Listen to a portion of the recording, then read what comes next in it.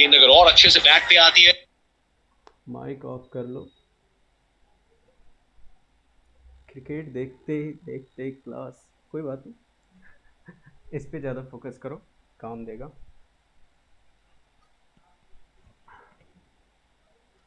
हाँ तो screen visual है, सबको दिख रहा है? हाँ दिख रहा। शेयर कर दूँ? यस सर दिख रहा। ओके, अब शेयर कर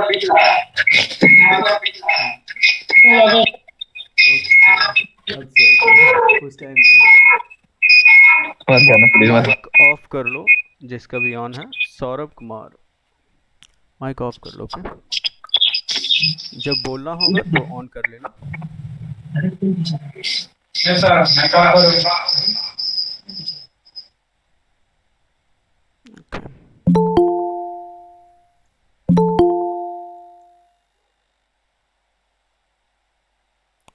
चलो ठीक है, स्टार्ट करते हैं।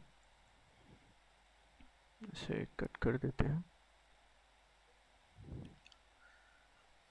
ओके, तो आज हम लोग देखने वाले हैं इंट्रोडक्शन प्रोग्रामिंग का, ओके? तो सबसे पहले तो स्टार्ट करते हैं प्रोग्रामिंग से, कि प्रोग्रामिंग होता क्या है। ओके, तो किसी को कुछ आइडिया है इस बारे में? कोई बताना चाहेगा क्या होता है प्रोग्रामिंग?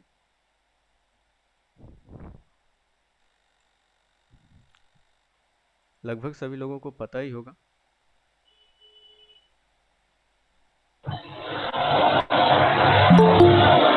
Yes sir. तो ठीक है, हम ही बोल रहे हैं।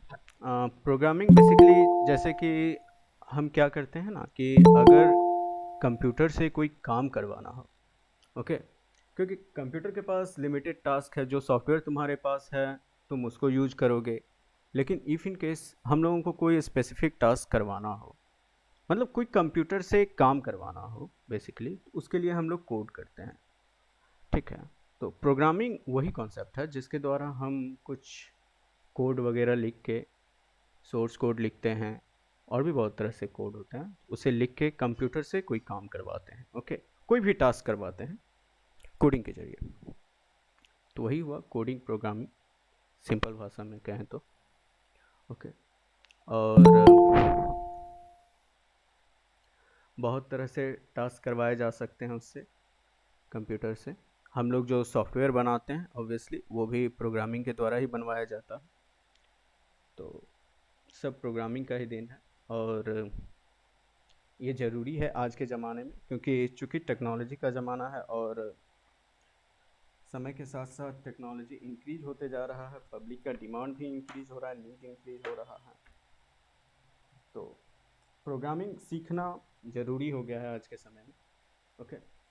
हम लोग देखेंगे, स्टार्ट करेंगे कैसे प्रोग्रामिंग करते हैं, ओके? उसी के लिए ये कोर्स है। तो इसका यूज के बारे में बताते हैं कि ये ज़रूरी क्यों है। अभी तक लोग ज्वाइन हो रहे हैं। तो ज़रूरी इसलिए है प्रोग्रामिंग, अभी मेरे ख्याल से अभी के टाइम में सबको प्रोग्रामिंग सीख लेना चाहिए, क्योंकि पता ही होगा एआई का ज़माना आ गया है। एआई इतना एडवांस हो गया है टेक्नोलॉजी, तो कुछ समय बाद हो सकता है रोबोट्स आ जाएं। तो हो सकता है मोबाइल से या सॉफ्टवेयर बनाना वो सब के ज़रिए भी प्रोग्रामिंग के ज़रिए होता है ना? और अगर तुम कोई टास्क करवाना चाहो कंप्यूटर से, तो वो कैसे काम करता है, उसको कोड कैसे करना है, वो सब आना चाहिए। वरना जो तुम्हारे पास लिमिटेड चीज़ है उसी को यूज करते रहो, कुछ नया नहीं कर पाओगे, ओके? और अगर आगे जाके रोबोट्स आएंगे तो उसको समझना, उसको कोई टास्क देना, अगर इफ़ इन केस फ्यूचर में जाके तुम लोग उसको यूज करते हो, उसको नया टास्क देना, तो उसके लिए प्रोग्रामिंग का यूज हो सकता है।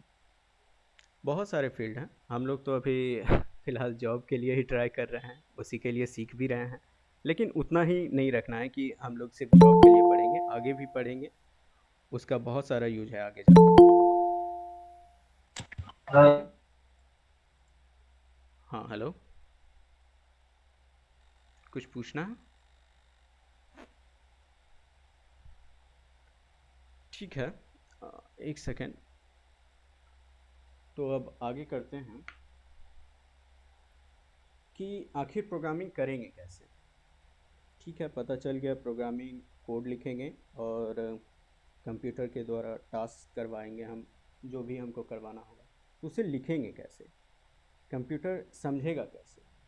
ठीक है, तो उससे पहले समझ लेते हैं कितने तरह के प्रोग्रामिंग पॉसिबल है, कितने तरह के लैंग्वेज होते हैं। ओके, तो अभी के टाइम में कुछ लैंग्वेजेस होते हैं, प्रोसीड्यूरल होते हैं, ऑब्जेक्ट ओरिएंटेड प्रोग्रामिंग लैंग्वेज होते हैं। ठीक है, फंक्शनल प्रोग्रामिंग लैंग्वेज होते हैं। तो ऐसा करते हैं, हम कुछ लिखने के लिए ले आते हैं और उसे लिखते हैं ताकि तुम लोगों को पता रहे। एक सेकेंड।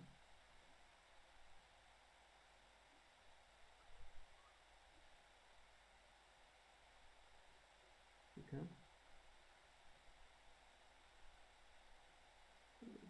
system।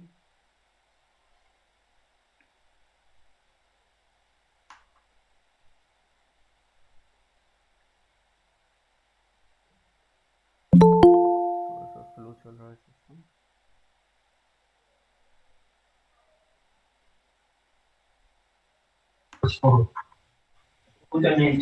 आ जाएगा रे 8 से आसान नहीं। हाँ किसी का ऑन है, माइक ऑन है? ए भाई तुम्हारा माइक ऑफिस तो पूरा यार।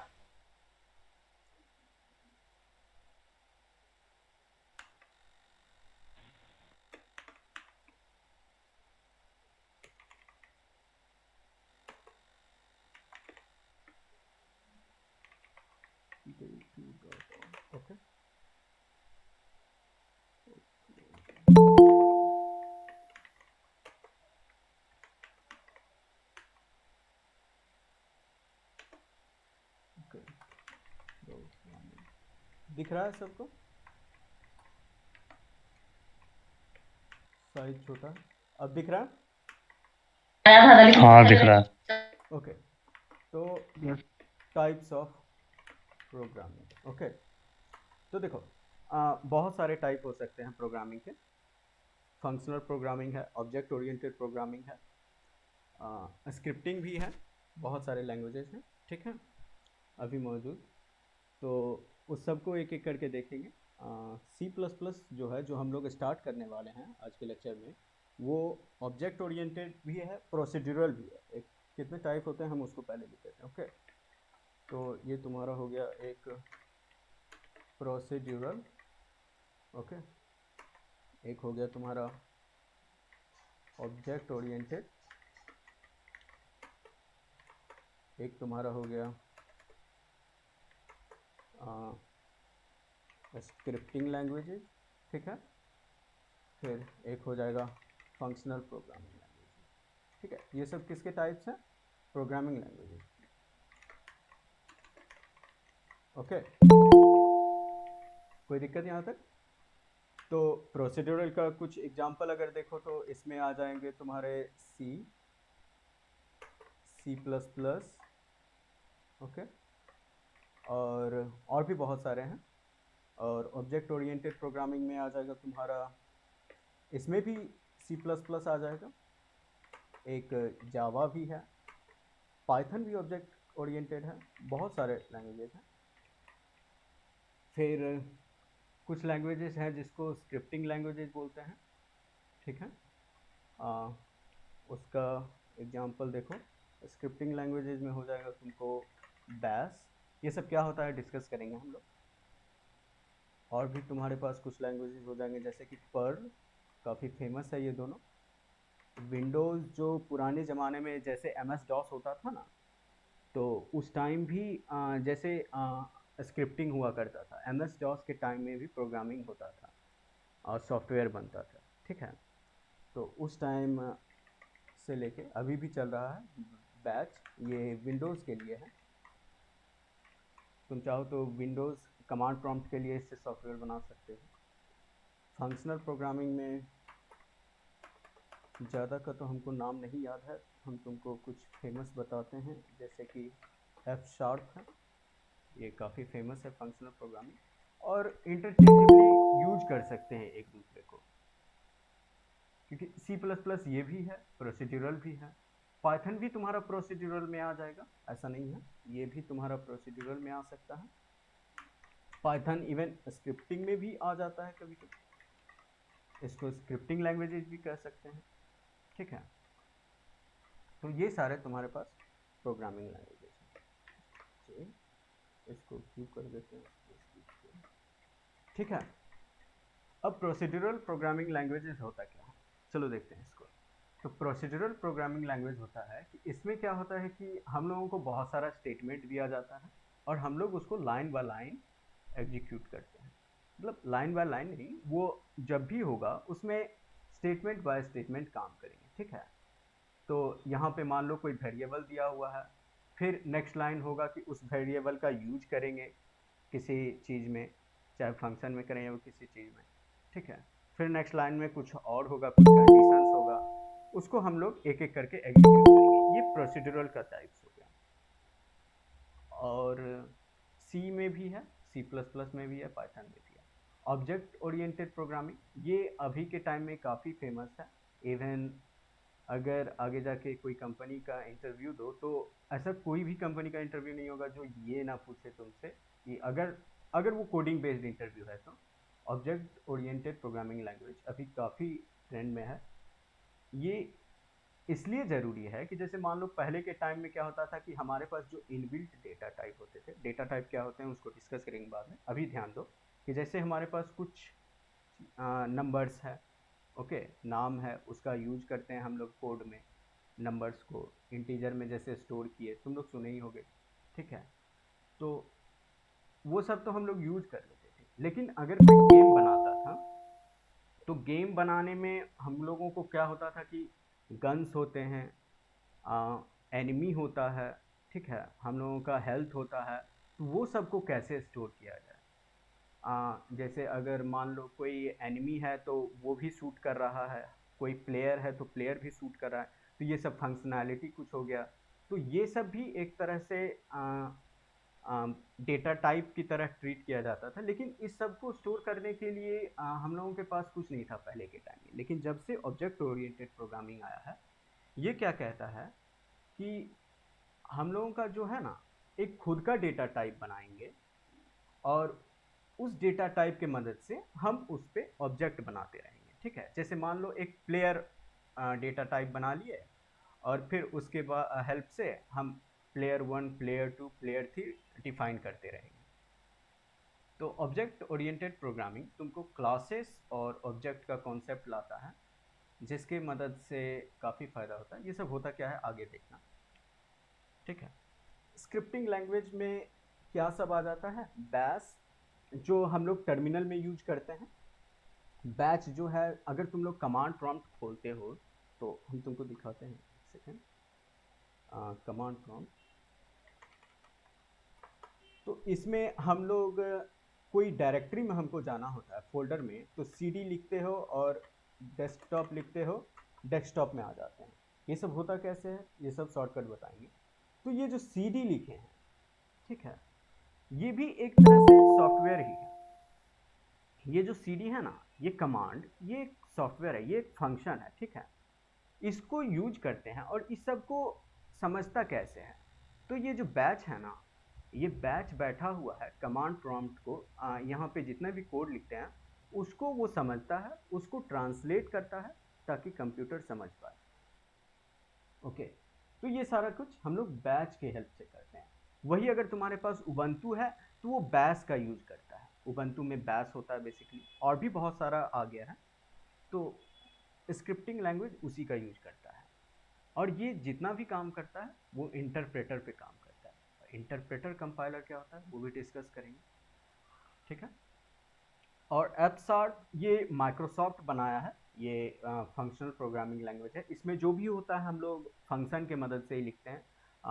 वन फंक्शन क्या करता है, कोई दूसरे फंक्शन को कॉल करता है, और इसमें स्टेटमेंट नहीं होता है। जो भी होता है तुम्हारा एक मेन फंक्शन होगा, तुम जो भी काम करोगे कोई दूसरा फंक्शन बना के करोगे, उस फंक्शन से फंक्शन में कॉल करोगे मेन फंक्शन में, और फिर उसको यूज करोगे। तो ये तुम्हारा फंक्शनल प्रोग्रामिंग हो गया, ठीक। इस पर अभी ध्यान नहीं देना, बाद में देखेंगे, अगर ज़रूरत होगा तो इसको डिटेल में देखेंगे। अभी हमको खुद इसके बारे में ज़्यादा आइडिया नहीं है। तो ठीक है, अब दो टर्म इसमें आते हैं कि आखिर जो हम लोग कोड लिखते हैं वो कंप्यूटर समझता कैसे है ना। हम लोग जो भी कोड लिखते हैं वो कंप्यूटर कैसे समझता है। तो कंप्यूटर ये लैंग्वेज नहीं समझ सकता है। जैसे मान लो हम लोग यहाँ पे क्या लिखे, अभी एक इंग्लिश में कुछ लिखे, ये तुम समझ रहे हो, ओके, लेकिन ये कंप्यूटर नहीं समझता है। इवन यहाँ पे जो डिस्प्ले हो रहा है ना, ये हम लोग देख रहे हैं, तो कंप्यूटर इसको डिस्प्ले कैसे करवा रहा है, इसके पीछे बहुत सारा कॉन्सेप्ट चलता है। तो उसी तरह से हम लोग क्या करते हैं, प्रोग्रामिंग लैंग्वेज में जो कोड लिखते हैं उसको कंप्यूटर समझता है। ट्रांसलेट होने के बाद कंप्यूटर सिर्फ दो ही चीज़ समझ सकता है, एक चीज़, सॉरी, बाइनरी लैंग्वेज। ठीक है, कंप्यूटर जो समझता है बाइनरी लैंग्वेज समझता है। कंप्यूटर क्या समझता है, एक सेकेंड लिख देते हैं इसको, ओके। इसको computer only understand binary language. अब बाइनरी लैंग्वेज होता क्या है, ठीक है, इसमें सिर्फ 0 और 1, ठीक है, 0 और 1 लिखा रहता है बाइनरी लैंग्वेज में। और इसी 0 और 1 के हेल्प से कंप्यूटर को पता होता है कि उस लैंग्वेज को यूज कैसे करना है। जो भी हम लोग लिख के भेजते हैं वो 0 और 1 के फॉर्म में कन्वर्ट होता है। 0 मतलब बेसिकली कहता है सब कि 0 मतलब ऑफ होता है, 1 मतलब ऑन होता है। कभी इसको 0 को फॉल्स भी समझा जाता है, 1 को ट्रू समझा जाता है, ओके, बहुत तरह से यूज कर सकते हो। तो 0 मतलब बेसिकली समझ लो ऑन, सॉरी ऑफ, और 1 मतलब ऑन, ओके। ट्रू फॉल्स की तरह भी तुम लोग इसको ट्रीट कर सकते हो, कोई दिक्कत नहीं है। तो बाइनरी लैंग्वेज में सिर्फ दो ही कैरेक्टर होंगे, 0 और 1। और भी बहुत तरह से हो जाता है। तो 0 और 1 इसी के कारण बाइनरी भी इसको बोला गया है, क्योंकि इसमें दो ही कैरेक्टर इन्वॉल्व हैं, दो ही डिजिट्स इन्वॉल्व हैं। जो जिसमें 10 डिजिट्स इन्वॉल्व होते हैं उसको जानते होगे तुम लोग, डेसिमल बोलते हैं। जो हम लोग यूज करते हैं 0 to 9 उसको डेसिमल बोलते हैं। एक आगे जाके तुम लोग पढ़ोगे हेक्साडेसिमल भी होता है, ओके। हेक्साडेसिमल में 16 डिजिट्स इन्वॉल्व होते हैं, हेक्सा 16 डिजिट्स, ओके। तो अभी बाइनरी पे फोकस करते हैं। It consist of 0 and 1, okay, only, ठीक है। अब इसको कैसे 0 और 1 को कंप्यूटर समझता है। तो देखो 0 और 1 से ही हम लोग डिजिट्स लिखते हैं। तो हम लोग जो भी लिखते हैं वो सबसे पहले क्या होता है, हम लोग पहले लिखते हैं ना, जो प्रोग्रामिंग लैंग्वेज में उसको सोर्स कोड कहते हैं। हम लोग जो भी लिखते हैं, जैसे C++ में जो भी कोड लिखते हैं उसको सोर्स कोड कहेंगे। जो ह्यूमन कोड लिखता है उसको सोर्स कोड कहेंगे। तो कुछ टर्म्स हैं उसको लिख देते हैं, सोर्स कोड, ओके। और उसके बाद एक आ जाएगा तुम्हारा मशीन कोड। ये मशीन कोड को क्या है, मशीन कोड है जो कंप्यूटर समझता है, जो कि यही हुआ बाइनरी लैंग्वेज। जो कन्वर्ट होने के बाद 0 1 0 1 0 1 लिखा रहेगा, ये पूरा का पूरा पेज सिर्फ 0 1 से भरा रहेगा। कंप्यूटर समझ जाएगा वो क्या है, ठीक है। वो हो गया तुम्हारा मशीन कोड। ये भी 0 1 ही रहता है, फॉर्मेट इसका रहता है 0 and 1, ठीक है। सोर्स कोड क्या हो जाता है, शॉर्ट में हम लिख रहे हैं। डिफिनेशन अगर तुमको देखना है तो डिफिनेशन देख सकते हो, क्योंकि उसमें फिर बहुत ज़्यादा टाइम हो जाएगा। सोर्स कोड क्या हो जाता है, ह्यूमन रीडेबल कोड, ओके। जो हम लोग लिखते हैं, जो ह्यूमन रीड कर सकता है, ओके। जो हम लोग लिखते हैं वो सोर्स कोड हो गया तुम्हारा। मशीन कोड हो गया जो तुम्हारा 0 1 के फॉर्मेट में कंपाइल और इंटरप्रेट होने के बाद जो जनरेट होता है वो तुम्हारा मशीन कोड, जिसको कंप्यूटर समझता है।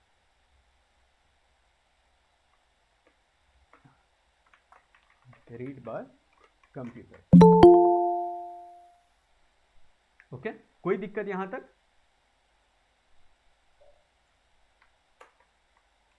Any doubt? तुम लोग हो भी या नहीं?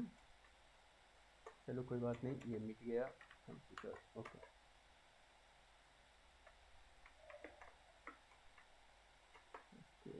इसमें थोड़ा सा ना, ठीक है। अब क्या देखने वाले हैं हम लोग? कोड को, जो हमारा सोर्स कोड है वो क्या होता है, कंप्यूटर को समझने के लिए उसको कंपाइल करना पड़ता है या इंटरप्रेट करना पड़ता है। मतलब बेसिकली क्या होता है कि उसको ट्रांसलेट करते हैं। कंपाइलर और इंटरप्रेटर, जो दो टर्म्स हैं, लिख देते हैं, कंपाइलर एंड इंटरप्रेटर। ओके, ये क्या होता है कि हम लोगों का जो कोड होता है ना, उसको ट्रांसलेट करता है ताकि कंप्यूटर समझ पाए उसको। अब कहाँ कंपाइलर यूज होगा, कहाँ इंटरप्रेटर यूज होगा, इसमें अभी ज़्यादा मत सोचो। सिंपल सा देखो, तुम्हारा जो अभी सी प्लस प्लस, सी, जावा थोड़ा डिबेटेबल है, मतलब ये कंपाइलर पे भी इसका होता है और इंटरप्रेटर भी होता है, इसमें यूज होता है। सी प्लस प्लस कंपाइलर के द्वारा कंपाइल किया जाता है। पाइथन तुम्हारा इंटरप्रेटर का यूज करता है ट्रांसलेट करने के लिए। ओके, तो हम लिख देते हैं यहाँ पे, ओके, कंपाइल्ड लैंग्वेज, ये तुम्हारा हो गया सी प्लस प्लस, सी, इनफ है। उसके बाद बीच बीच में लोग आ रहे हैं ना, जो थोड़ा सा दिक्कत हो रहा है। उसके बाद इंटरप्रेटेड लैंग्वेजेस, ये हो गया तुम्हारा पाइथन। इवन जितने भी स्क्रिप्टिंग लैंग्वेजेस हैं, वो इंटरप्रेटर पे ही काम करते हैं। बैच, पर्ल, ये सारे के सारे इंटरप्रेटर पे काम करते हैं। इसमें बहुत सारा आ जाएगा कंपाइल्ड लैंग्वेज में, जैसे गोलैंग, ये सब इंटरप्रेटर में है। लेकिन अभी ज़्यादा ध्यान दो, ईटीसी कर दो, वो अपना गूगल कर लेना, ठीक है, क्योंकि लिस्ट बहुत बड़ा हो सकता है। Etc, okay.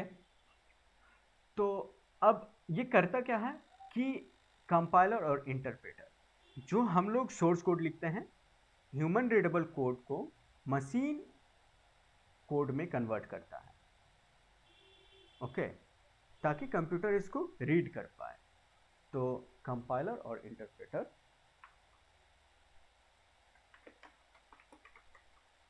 Compiler and interpreter convert the source code into machine code, okay. ये सोर्स कोड को मशीन कोड में कन्वर्ट करता है। कैसे करता है, इस दोनों का थोड़ा सा वर्किंग अलग है। कंपाइलर और इंटरप्रेटर का वर्किंग अलग है। ये दोनों अलग अलग चीज़ क्यों है, ठीक है? तो अलग अलग इसलिए है क्योंकि कंपाइलर थोड़ा सा डिफरेंट है। तो हम लोग देखते हैं कंपाइलर को, थोड़ा सा इसको यहाँ पे करते हैं, 2 3, ओके।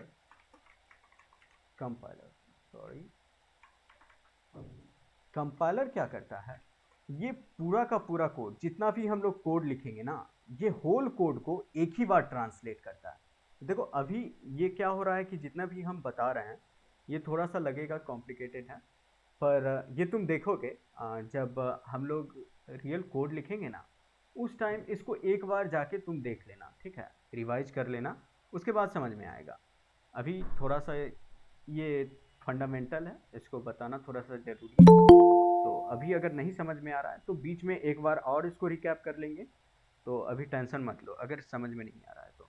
बस सिंपल सा समझो कि C++ में हम लोग कंपाइलर का यूज़ करते हैं, और ये क्या करता है, it translate the whole code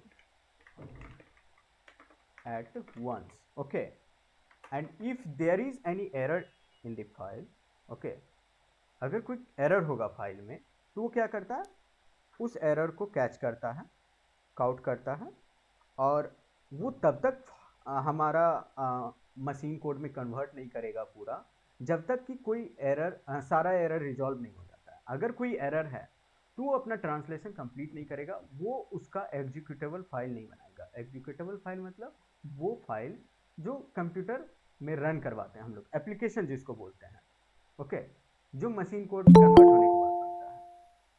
तो कंपाइलर क्या करता है, if there is any error,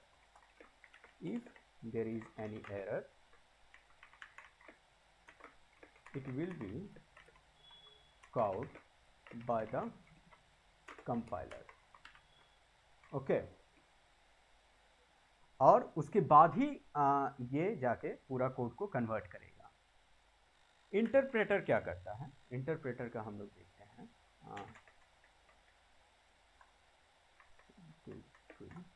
interpreter क्या करता है, इंटरप्रेटर, ओके, ये क्या करता है, ये एक बार में सारा कोड को नहीं करता है, ये लाइन बाय लाइन एग्जीक्यूट करता है। जैसे पाइथन काम करता है, वो पहला लाइन को एग्जीक्यूट करेगा। जैसे मान लो अभी हम तुमको कंपाइलर के बारे में बता रहे हैं, ये पूरा यहाँ लाइन नंबर 7 जितना हम सेलेक्ट करते हैं, मान लो यहाँ से यहाँ तक ही तुम्हारा मेन कोड है, ओके, यहाँ से यहाँ तक मेन कोड है। और जब हम इसको सी में लिखे, ये क्या किया, यहाँ से रीड करना स्टार्ट किया, ओके, यहाँ से रीड करना स्टार्ट किया और एंड तक जाएगा वो। इसको हर एक लाइन को वो देखते जा रहा है, ये कंपाइलर कर रहा है, हर एक लाइन को देख रहा है। मान लो यहाँ पे कोई एरर होगा तो ये क्या करेगा, यहीं पे बंद कर देगा कंपाइलेशन। वो अब ये इसको रीड भी नहीं करेगा कि यहाँ ये सही है या गलत है, वो यहीं पे क्लोज कर देगा कंपाइलेशन को, वो कंपाइल आगे नहीं करेगा। और जब तक ये एरर रिजॉल्व नहीं होगा, ये एरर फिक्स नहीं करोगे, तब तक वो आगे बढ़ेगा नहीं। भले ही तुम्हारा कोड सही हो, वो जब तक इस एरर को फिक्स नहीं करोगे वो आगे बढ़ेगा नहीं, कंपाइलर। और जब सारे एरर फिक्स हो जाएंगे तब जाके तुमको कुछ ऐसा मिलेगा जिसको तुम रन करवा पाओगे। पर इंटरप्रेटर क्या करता है, मान लो यहाँ से यहाँ तक फिर से ये हमारा कोड है, इंटरप्रेटर क्या करता है, इस लाइन को रीड किया, इसको एग्जीक्यूट कर देगा, इसको रन कर देगा। ये रन करेगा उसी टाइम, इस लाइन में जो भी लिखा हुआ है इसको रन कर देगा। फिर इस लाइन पे आएगा, इस लाइन को रीड करेगा, देखेगा कोई एरर है, नहीं है तो इसको भी रन कर देगा। इस लाइन को देखेगा, इसमें भी एरर नहीं है, इसे भी रन कर देगा। फिर इस लाइन को देखा, अगर यहाँ पे एरर हो गया तो वो यहाँ के बाद रुक जाएगा, मतलब जहां तक एरर नहीं है वहां तक तो रन कर जाएगा अच्छे से, कोई दिक्कत नहीं आएगा, ठीक है। और जहां से एरर स्टार्ट हुआ वहां के बाद तुमको बोल देगा कि एरर है, उसको फिक्स करें तभी आगे बढ़ना है, ठीक है। ये इंटरप्रेटर करता है। पाइथन इसमें माहिर है, पाइथन तुमको ट्रेस बैक एरर दे देगा, ठीक है। ट्रेस बैक क्या होता है वो बाद में देखना, उसका थोड़ा अलग पाइथन का एरर रीड करने का थोड़ा सा कॉन्सेप्ट है, उसको कैसे रीड करते हैं। तो बेसिकली पाइथन वो वही करता है, जहाँ तक सही है वहाँ तक तुमको रन कर देगा, फिर जहाँ से गलत है वहाँ से उसको स्टार्ट करेगा, मतलब तुमको एरर दे देगा। लेकिन कंपाइलर कहीं भी एरर है वो कंपाइल ही नहीं करेगा।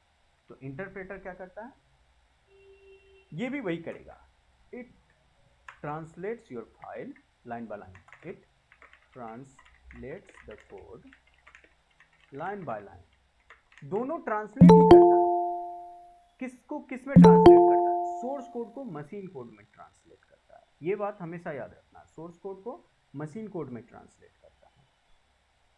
आखिर मशीन कोड में करेंगे तभी तो कंप्यूटर रीड कर पाएगा उसको, है ना। तो इंटरप्रेटर लाइन बाय लाइन करता है, okay. Errors are caught during the run time, run time compile time. Once again, compile time जो कंपाइल हो रहा है ना, कंपाइलर जो करता है, कंपाइल टाइम रन टाइम बाद में देखना, इसको अच्छे समझना। मतलब सिंपल सा रन टाइम मतलब समझो कि जब वो रन हो रहा है, रन टाइम मतलब जब जिस वक्त वो प्रोग्राम हमारा रन हो रहा है, तो जहाँ भी रन हो रहा है एरर रन टाइम में देगा तुमको, ठीक है। रन हो रहा है, ये लाइन रन हो गया, अब ये लाइन रन हो गया, अब ये लाइन रन हो गया, फिर इस लाइन में आया एरर दे दिया, अब फिर वो रुक गया, अब आगे रन नहीं होगा, एरर देके रुक गया, तो वो रन टाइम, ठीक है। पर कंपाइलर फिर से वो क्या करेगा, एरर हो गया तो वो रन ही नहीं करेगा, एक भी लाइन तुम्हारा रन नहीं होने वाला है। कोई डाउट इसमें?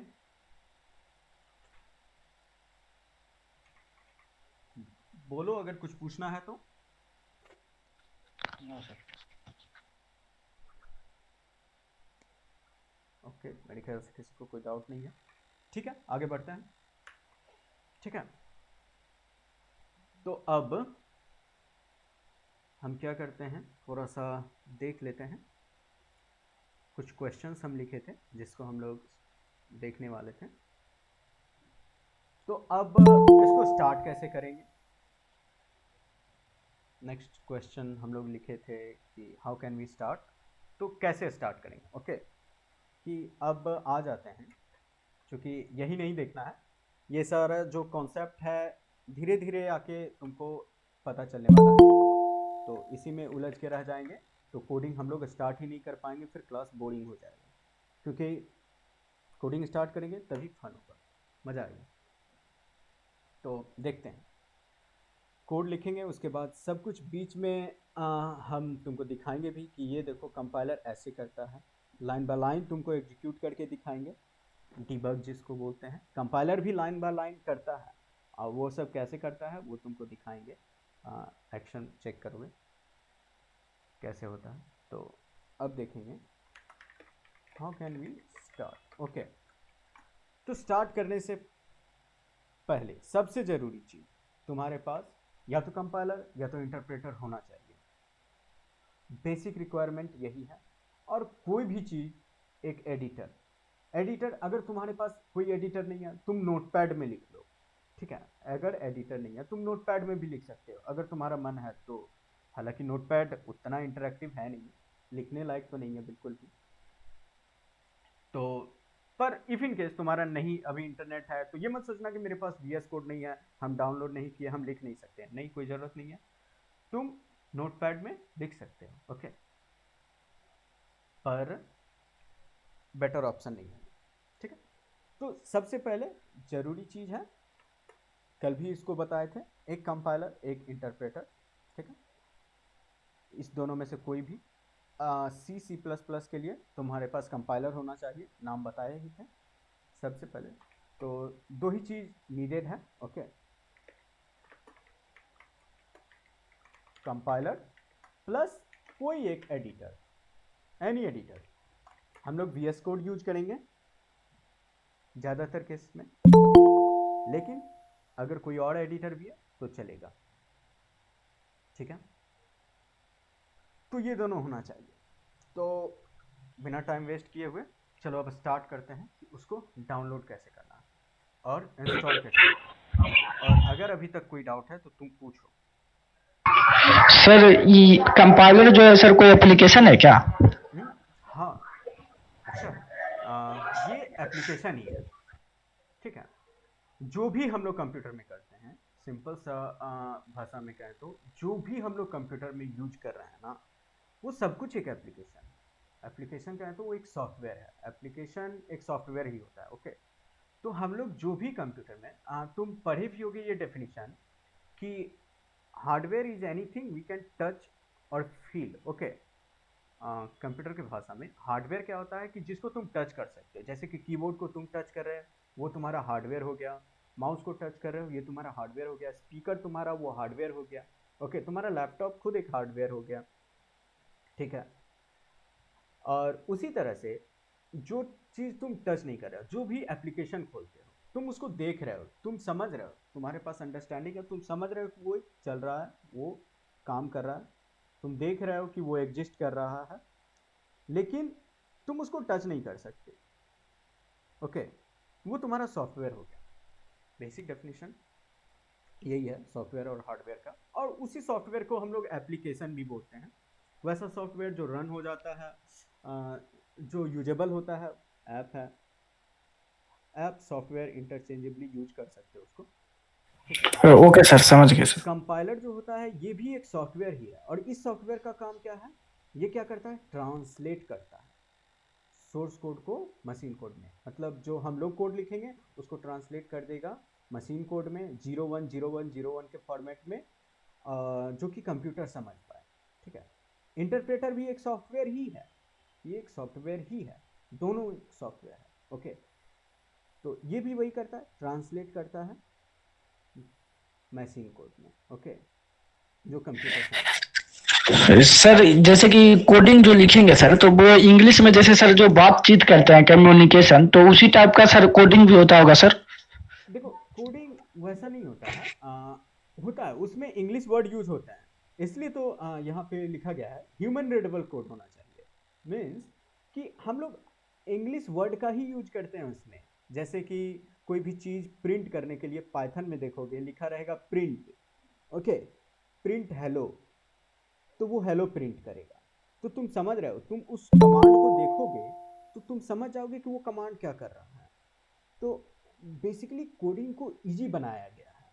पहले के ज़माने में क्या होता था, स्टार्टिंग में तो हमको इस पे रिसर्च तो नहीं किया है, हमको उतना मालूम नहीं है, लेकिन सोचो चार्ल्स बेबेज ये सब जो पहले बार कंप्यूटर बनाया होगा, ओके, वो तो 0101 पे काम किया होगा। जो पहले बार प्रोग्रामिंग लैंग्वेज बनाया होगा, आई थिंक फर्स्ट शायद एक लेडी प्रोग्रामर थी अडा नाम की, हमको उतना याद नहीं है, पर यही नाम था शायद। ठीक है, वो फर्स्ट प्रोग्रामर होगी आई थिंक। तो वो कुछ तो ऐसा बनाई होगी जो 01 और 01 में कंप्यूटर को कर पाए। ठीक है, तो हो सकता है वो लोग बाइनरी स्टडी किए होंगे, पहले के ज़माने के लोग बाइनरी स्टडी किए होंगे। फिर उसके बाद क्या आ गया था ना कि एक और आ गया था, क्या बोलते हैं उसको, असेंबली लैंग्वेज आ गया था, जिसमें हार्ड कोडेड मतलब इंग्लिश वर्ड का यूज किया गया था, जैसे कि ऐड, सब्ट्रैक्ट। ठीक है, तो इंग्लिश वर्ड का यूज किया गया। तो ऐड क्या करता था, ऐड कर देता था। सब्ट्रैक्ट क्या करता था, सब्ट्रैक्ट कर देता था। ठीक है, MUL से मल होता था, बहुत सारा कीवर्ड होता था जिसको तुम देख के समझ जाते कि ये क्या कर रहा है। ठीक है, तो असेंबली लैंग्वेज आया। फिर क्या किया, उसको लोग कहा कि नहीं ये भी थोड़ा डिफ़िकल्ट है, असेंबली लैंग्वेज लिखना डिफ़िकल्ट है। फिर लोग क्या किया, साइंटिस्ट लोग क्या किया कि इस पर और रिसर्च किया और कहा कि नहीं हम इसको और ईजी बनाते हैं। ओके, और इजी बनाते हैं। तो वो लोग क्या किया कि इसको आज के ज़माने में जैसे पाइथन हो गया, C++ हो गया, उस तरह से बना दिया। सी को डेनिस रिची बनाया था, अगर तुम लोगों को मालूम होगा तो। ठीक है, और इसको इसलिए बनाया गया था, ऑब्वियसली ऑपरेटिंग सिस्टम एक यूनिक्स का नाम सुने होंगे, जिस पे अभी सब कुछ चल रहा है। तो सारा कुछ जो चला रहे हो यूनिक्स का ही देन है।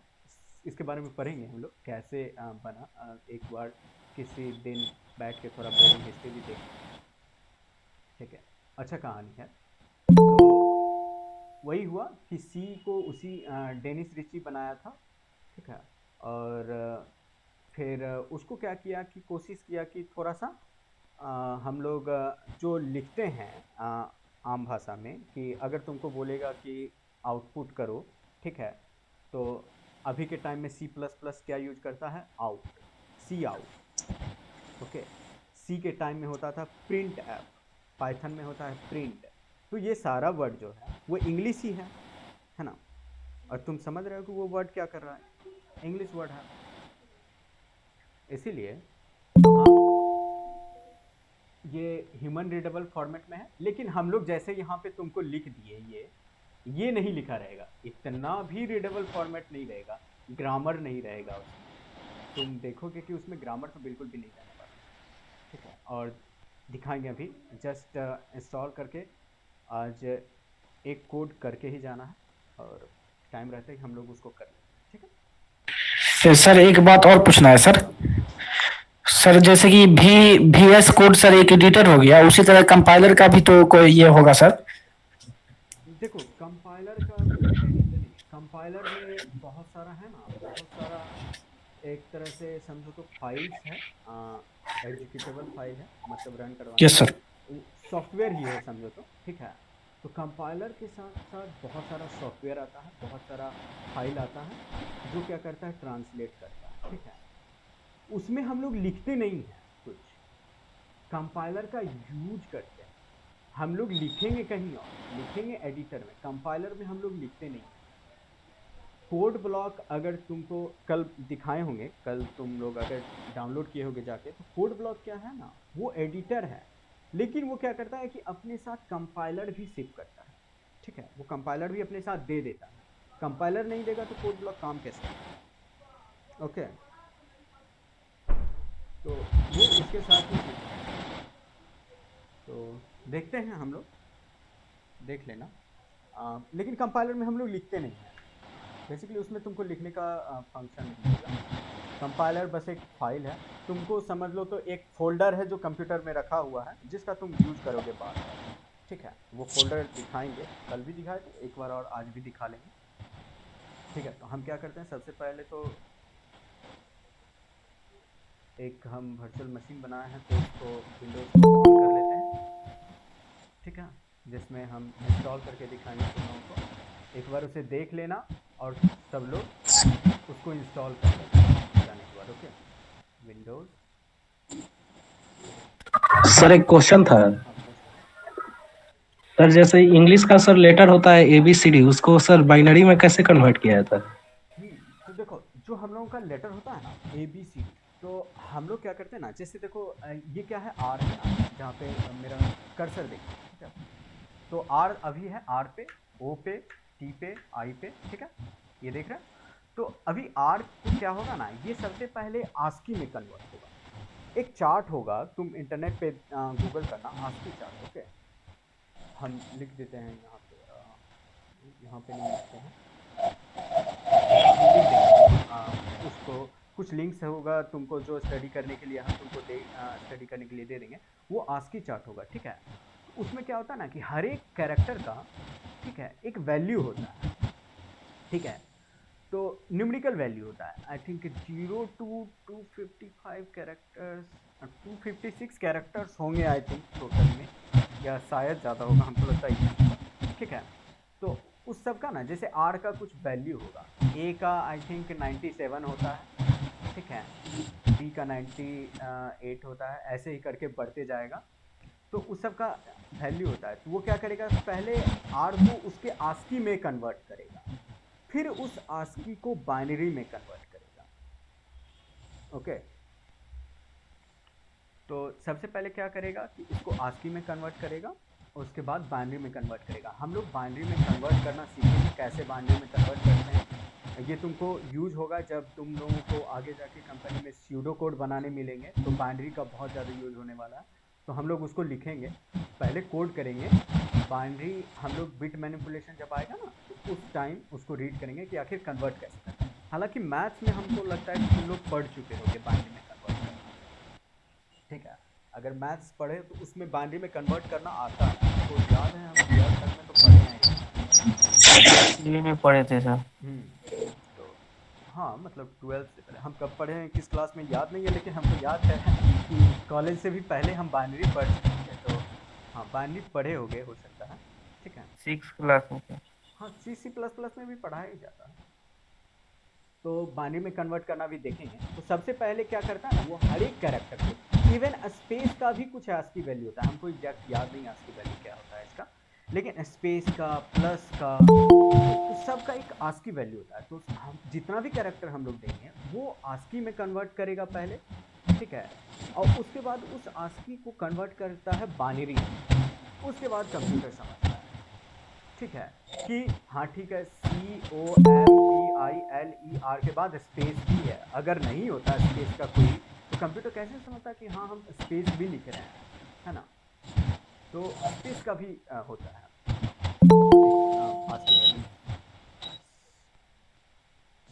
Someone wants to, एक सेकंड वेटिंग में, they might not be who they claim to be। Aditya admit करते हैं, कौन है।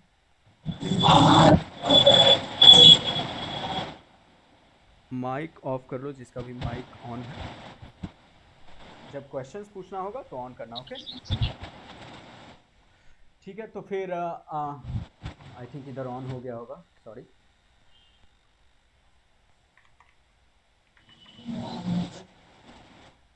तो उसके बाद हम लोग अभी इंस्टॉल कर लेते हैं, और उसके बाद एक हेलो वर्ल्ड प्रोग्राम लिखते हैं C++ में, पाइथन में भी लिख देते हैं अभी। हालांकि हम लोग सर एक बात पूछना था सर। बोले क्या कि जिस तरह सर एक्सेल में सर बहुत सारा फॉर्मूला याद करना पड़ता है सर, तो उसी तरह सर C++ में भी मतलब कुछ फॉर्मूला या कुछ टाइप याद करना पड़ेगा। सच बताएं तो भी याद नहीं करना पड़ेगा तुम लोगों को, जरा सा जैसे भी कि याद करना पड़ेगा। वो हम बताएंगे तुमको कि क्या क्या होने वाला है इसमें। जैसे लोकल, कि सर हाँ हाँ बोलो। जैसे कि सर कमांड होता है जैसे प्रिंट एफ, तो उसे पता रहता है कि वो इससे प्रिंट करना, या इसी तरह जो भी चीज रहता है, तो सर इसको जब तक याद नहीं करेंगे तब। करना है तो कमांड तो याद करना ही पड़ेगा, लेकिन देखो याद नहीं करना, वो इसलिए नहीं याद करना तो पड़ेगा सर क्योंकि प्रैक्टिस तुम लोग करोगे, है ना।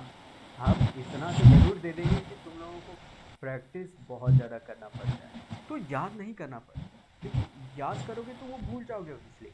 लेकिन मान लो अगर तुम 10 से 20 कोड भी लिख लेते हो, तुमको अच्छे से पता चल जाएगा कि वो चीज़ क्या है, ठीक है, और उसका यूज कैसे होता है, ठीक है। और देखेंगे हम लोग कैसे होता है, सब देखेंगे और बहुत अच्छा होगा, टेंशन मत लो। अभी अभी तो स्टार्ट भी नहीं हुआ है कोडिंग, तो याद नहीं करना पड़ेगा। हाँ, तुमको पता होना चाहिए कि प्रिंटफ नाम का कोई कमांड होता है, वरना तुम लिखोगे नहीं कैसे चलता है। तो फर्स्ट टाइम तो तुमको हर एक चीज़ याद करना पड़ेगा। एक चीज़ तो तुमको ज़रूर याद करने बोलेंगे कि आज जो हेलो वर्ल्ड प्रोग्राम बताएंगे तुम उसको अच्छे से रट लेना, रट ही लेना, क्योंकि वो क्या होता है वो नेक्स्ट क्लास में उसको लाइन बाय लाइन स्टडी करेंगे कि आखिर ऐसा क्यों लिखा जाता है। लेकिन तत्काल के लिए, आज के लिए सॉरी, उसको याद कर लेना, अच्छे से याद कर लेना, ताकि नेक्स्ट क्लास में तुमको पता होना चाहिए कि हेलो वर्ल्ड लिखते कैसे, और जब उसका यूज देखेंगे वो क्यों लिखा जाता है, कंटिन्यू विदाउट क्यों लिखा जाता है वो सब देखेंगे, उसके बाद तुम समझ जाओ, ठीक है। और 10-20 कोड लिखोगे, खुद ब खुद सब कुछ याद हो जाएगा। ओके, तो सबसे पहले हाउ कैन वी स्टार्ट, हम लोगों को दो चीज़ का ज़रूरत होने वाला है, कंपाइलर और एडिटर, ठीक है। तो ब्राउज़र पे जाओगे, कल हम लिंक प्रोवाइड किए थे तुम लोगों को, ओके, और खोले थे उसको डाउनलोड करने के लिए। अगर तुम लोग डाउनलोड किए हो तो इंस्टॉल कर लेना। फ़िलहाल हम क्या करते हैं, अब मोबाइल पर है। हाँ हाँ हाँ, मोबाइल का भी देख लेंगे, मोबाइल का भी देखेंगे, उसमें भी ज़्यादा वक्त नहीं लगने वाला है। ऐसा करते हैं, बैकग्राउंड में उसे भी खोल के रख लेते हैं, तब तक वो ओपन होगा। ये रहा तुम्हारा एंड्रॉयड, इसको ओपन होने दो, और तब तक हम VS कोड डाउनलोड करते हैं, ओके, और इंस्टॉल करते हैं।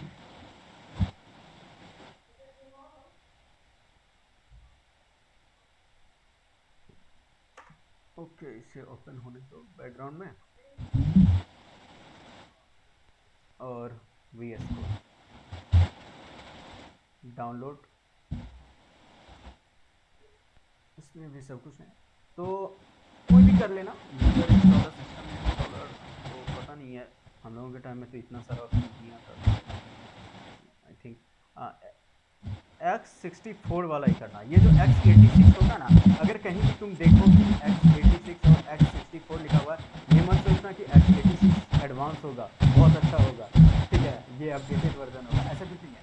ये X86 32 बिट है, और ये X64 क्या है, 64 बिट है। सुने होंगे कभी तुम लोग 64 बिट कंप्यूटर, 32 बिट कंप्यूटर, अगर कंप्यूटर परचेज करने गए होगे, गूगल किए होगे, तो उसमें तुमको दिखता होगा। अभी के टाइम में तो हालांकि सारे के सारे डिजिटल भी आ रहे हैं, पुराने ज़माने में 32 बिट हुआ करते थे, ठीक है। तो ये X86 और 64 क्या है, ये 64 बिट कंप्यूटर है, सॉरी 64 बिट फाइल और 32 बिट, 32 बिट। कोई ऐसा कंप्यूटर किसी के पास होगा बहुत पुराना मॉडल जो 64 बिट सपोर्ट नहीं करता, वो इसको डाउनलोड करना। हम लोग 64 बिट वाले को डाउनलोड करने वाले हैं, ये डाउनलोड हो जाएगा, और इसी के साथ साथ हम लोग कंपाइलर भी डाउनलोड करेंगे। और बताए थे कंपाइलर डाउनलोड करने के लिए एक बढ़िया ट्रिक, फिर से देख लो, ठीक है। तुम लोग कोड ब्लॉक में भी कर सकते हो, उसे भी खोल के हम लोग देख लेंगे कि कोड ब्लॉक में अगर कोई यूज़ कर रहा है तो देखो, बेसिकली कहेंगे कि कोड ब्लॉक मत ही यूज़ करना, दिखा देंगे, ठीक है, लेकिन मत यूज़ करना, क्योंकि VS कोड बहुत अच्छा है, बहुत एडवांस है, अभी के टाइम के लिए बेस्ट है VS कोड। डाउनलोड हो गया तो अवॉइड करो कुछ ऐसा चीज़ यूज़ करने के लिए जो आगे जाके तुम लोग नहीं करने वाले हो, क्योंकि अभी अगर मान लो तुम कोड ब्लॉक यूज भी करते हो तो तुम उसको छोड़ दोगे समय के साथ, ठीक है। तो हाँ, स्टार्टिंग में तुमको लगेगा VS कोड डिफिकल्ट है, लेकिन बिल्कुल भी नहीं लगने वाला है। कोड ब्लॉक सब जब तक ये डाउनलोड होता है हम लोग क्या करेंगे, उसको इंस्टॉल कर लेंगे। ये फुल स्क्रीन नहीं होगा क्या? एक सेकंड इसको देखते हैं। गेस्ट एडिशन तो इंस्टॉल किए थे, फुल स्क्रीन मोड स्विच नहीं हो रहा है। ओके, अच्छा रिजोल्यूशन देखते हैं। रिजोल्यूशन सॉल्यूशन लिखा है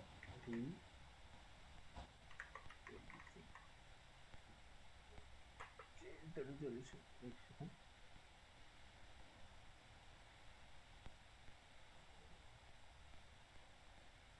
नहीं दे रहा, चलो कोई बात नहीं, बाद में इसको फिक्स करेंगे। तो जब तक ये डाउनलोड हो रहा है हम लोग क्या करते हैं, VS कोड को इंस्टॉल करते हैं। सब लोग टाइम पे आ जाया करो, उससे होगा ना कि तुम लोग मिस नहीं करोगे। हालांकि ये अपलोडेड रहेगा यूट्यूब पे, पर मिस नहीं करो, क्योंकि अभी क्या बेनिफिट होगा तुम लोगों को कि अभी तुम सवाल पूछ सकते हो, और अगर इफ इन केस ये मैक्सिमम हो जाता है, लिमिट क्रॉस करता है, तो हम लोग डायरेक्ट यूट्यूब पे लाइव भी रहेंगे। अभी सेटअप नहीं किए हैं हम थोड़ा सा स्ट्रीमिंग, तो सर सिस्को का सर्टिफिकेट मिलेगा? बिल्कुल भी नहीं मिलने वाला है। वो मेरा सोशल मीडिया का नेम है, तो ये मत सोचना ये सिस्को क्लास करवा रहा है, वो मेरा नाम है सोशल मीडिया पे। हम अभी तक उसी को यूज कर रहे थे, अब पब्लिक हो गया है, क्या दिखेगा क्या बुरा लगता है, अपना नाम भी होना ही चाहिए, पर नहीं, वो मेरा नाम है। Hello sir, sir YouTube channel name बता दीजिए।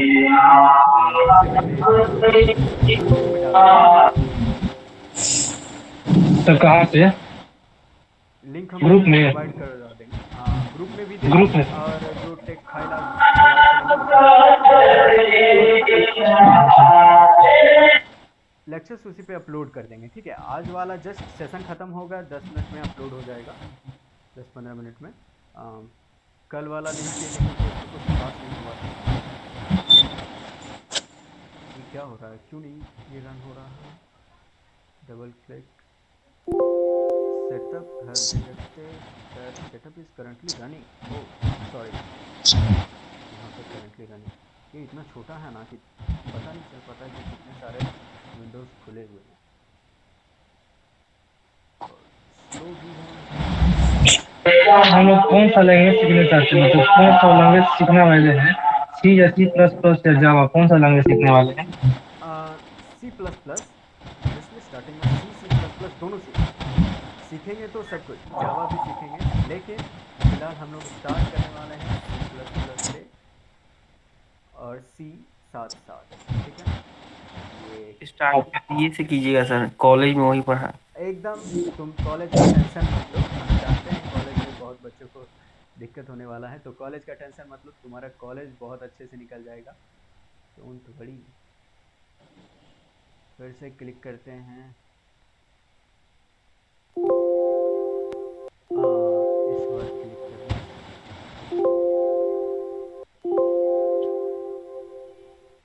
बोल रहा है कि ऑलरेडी रनिंग, पता नहीं चल रहा है, देखो सबको मिनिमाइज कर देते हैं फिर पता चलेगा।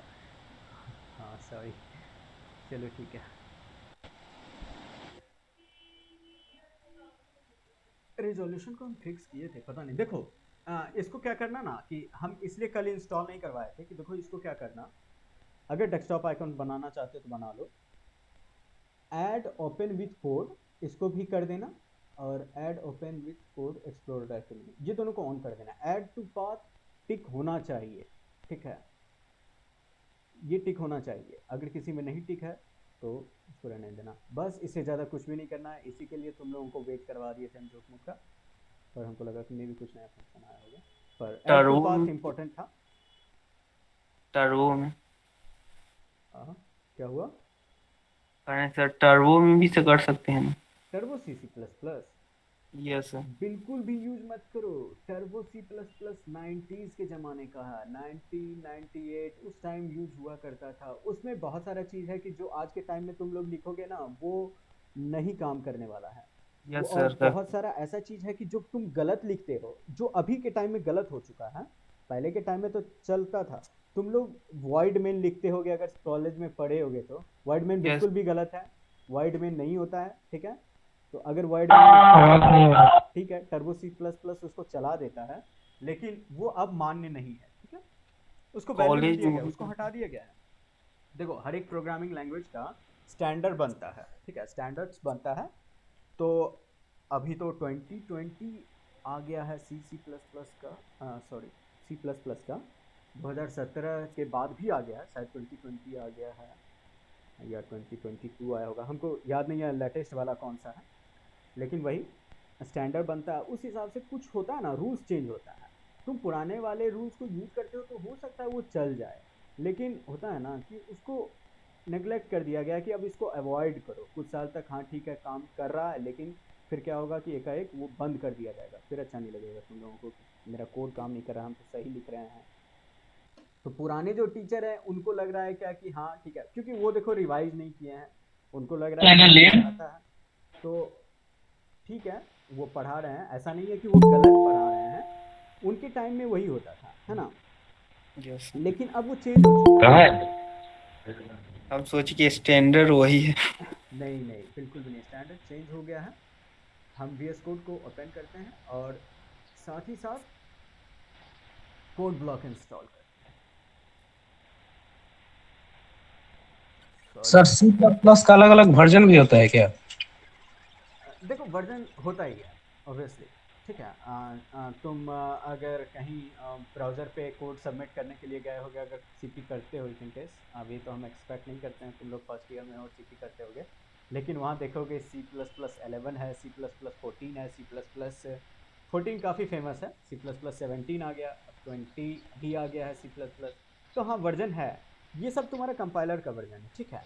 और तुम देखोगे कि कोई ऐसा कोड होगा जो तुम्हारे 14 में चल रहा है और 17 में नहीं चलता है, वो एरर दे देगा, ठीक है। यस।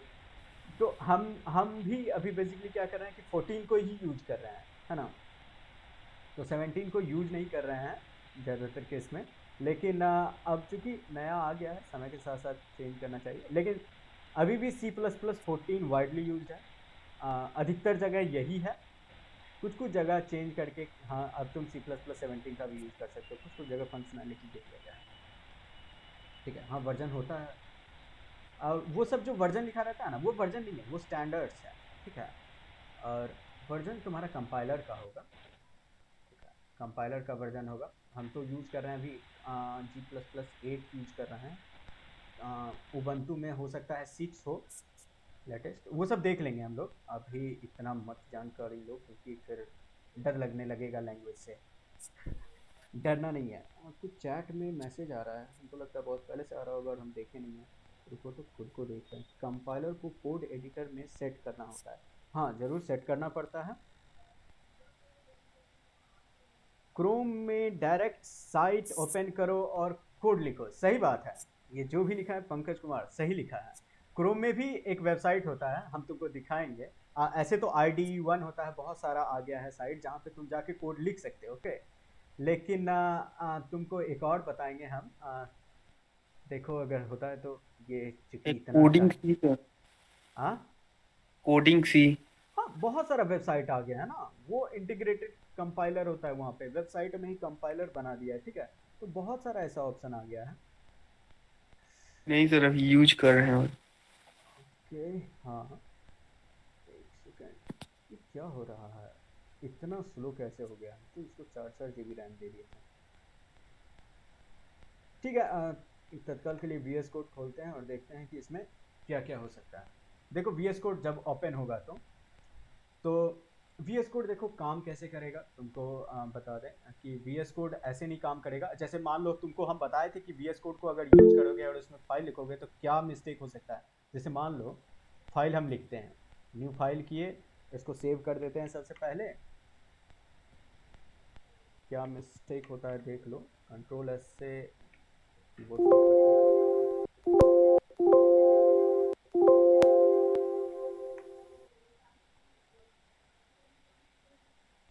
ठीक है। अब जाके सेव एज का विंडोज आया। इससे अच्छा ना हम ये चीज़ तुमको अपने कंप्यूटर में ही दिखाते हैं, रुको। ठीक है, तत्काल के लिए उधर होने दो। ठीक है, देखो VS कोड अगर मान लो तुम लोग डाउनलोड कर लेते हो, कंपाइलर कैसे सेट करते हैं अभी तुरंत देख लेंगे इसको एंड होने से पहले। कहाँ गया? ठीक है, कोड नाम से होगा, सॉरी, कोड। ठीक है, VS कोड खोलोगे और सोचोगे कि हम क्या करते हैं, अब कोड लिखना स्टार्ट करते हैं। जब खोलोगे तो ये नहीं रहेगा तुम्हारे पास, ये जो फोल्डर आया हुआ है ये फोल्डर सब नहीं रहेगा। इसको क्या करते हैं ना, हम फोल्डर को कैसे दिखाएं, न्यू विंडो। ठीक है, न्यू विंडो लेते हैं। अब देखो VS कोड जब खोलोगे तुम्हारा ऐसा रहेगा, गेट स्टार्टेड मिलेगा और ये मिलेगा। मान लो तुम कंपाइलर इंस्टॉल भी कर लिए, ठीक है, कंपाइलर इंस्टॉल कर लिया और तुम चाहोगे कि हम यहाँ पे फाइल लिखते हैं और इसको सेव कर लेते हैं। C++ का फाइल लिखोगे ना तो उसको कुछ नाम दे दो, main.cpp, और यहाँ पे एकदम अच्छा iostream, सॉरी,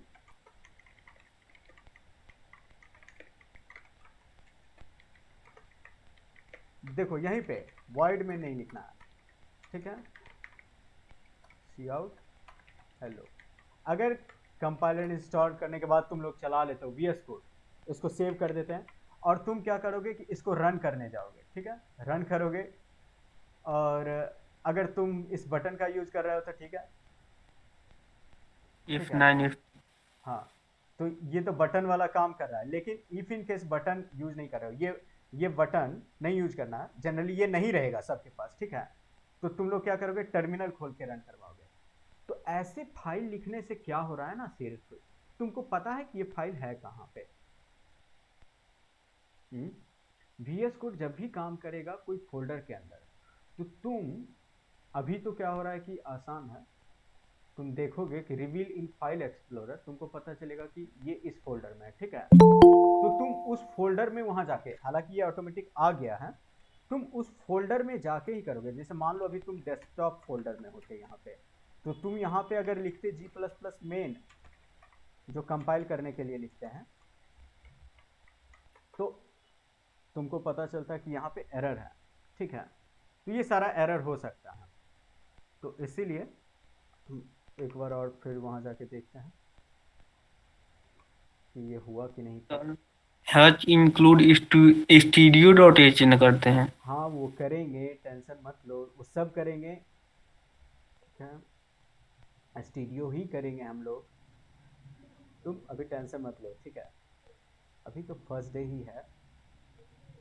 यस, लोग स्टूडियो भी यूज करोगे, iostream भी यूज करोगे, सब कुछ यूज करने वाले हो। अभी तक में खाली एक ही दो ही चीज सीखी। हाँ कोई दिक्कत नहीं है, सब कुछ सीख जाओगे और बहुत आसानी से सीख जाओगे अगर ये मेरा ठीक से काम करे तो ना। ये दिख रहा है तुमको, ये जो विंडो खुल रहा है ये दिख रहा है, यस सर, यस सर।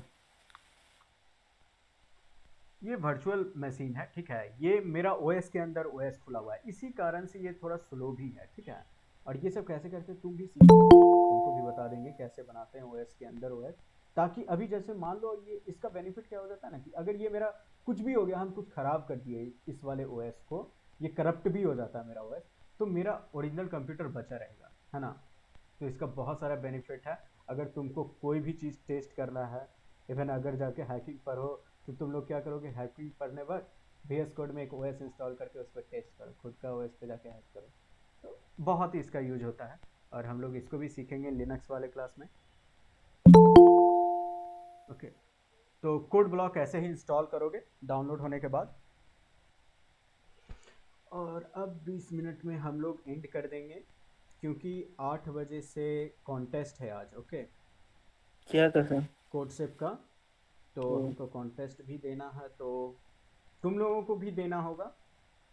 ये तुम लोगों का वर्क भी रहेगा, होमवर्क रहेगा कि कॉन्टेस्ट में क्या बनाए, क्या कोड लिखे, हम चेक भी करेंगे।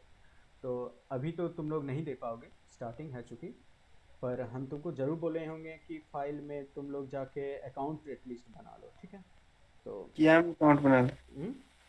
क्या अकाउंट से? कोडसेप पे जाके अकाउंट बना लो, लीड कोड पे भी जाके बना लो, GFG पे भी जाके अकाउंट बना लो, बहुत सारा वेबसाइट है, सबका लिस्ट दे देंगे। फिलहाल कोडसेप पे बना लो, ठीक है। तो जब तक ये हो जाता है हम तुमको बताते हैं VS कोड में काम कैसे करना है तत्काल के लिए। जब भी VS कोड खोलो, ठीक है, तो VS कोड को ऐसे मत खोलो। तुमको वो पाथ वाला सेट करवा दिए थे ना, तो सबसे पहले क्या करना, कंप्यूटर में जाना, किसी भी एक फोल्डर में जाना, वहाँ पे एक फोल्डर बना लेना। VS कोड को जब भी काम करना एक फोल्डर के अंदर, तो मान लो हम प्रोजेक्ट फोल्डर बना लिए, ठीक है। और उसके अंदर जाने के बाद राइट क्लिक करना,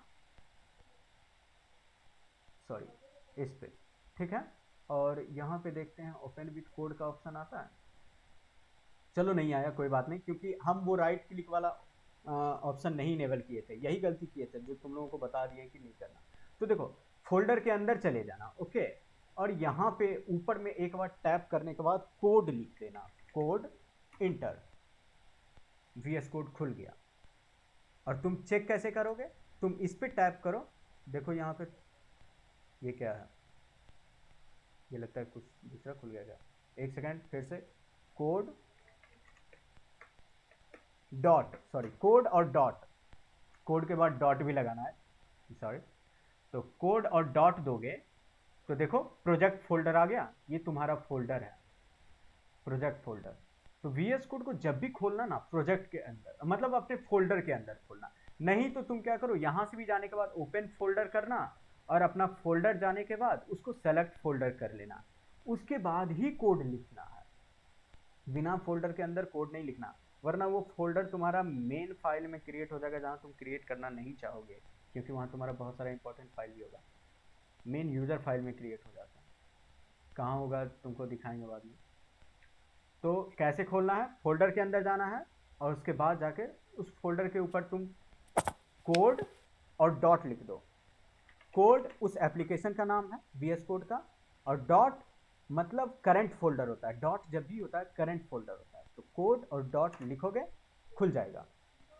या फिर क्या करो सबसे बच्चा वाला तरीका कि VS कोड हम खोल लिए, कहीं भी खोल लिए, ठीक है, हम फिर क्या करेंगे, उस फोल्डर को लेंगे, उस फोल्डर को ड्रैग कर देंगे VS कोड के ऊपर।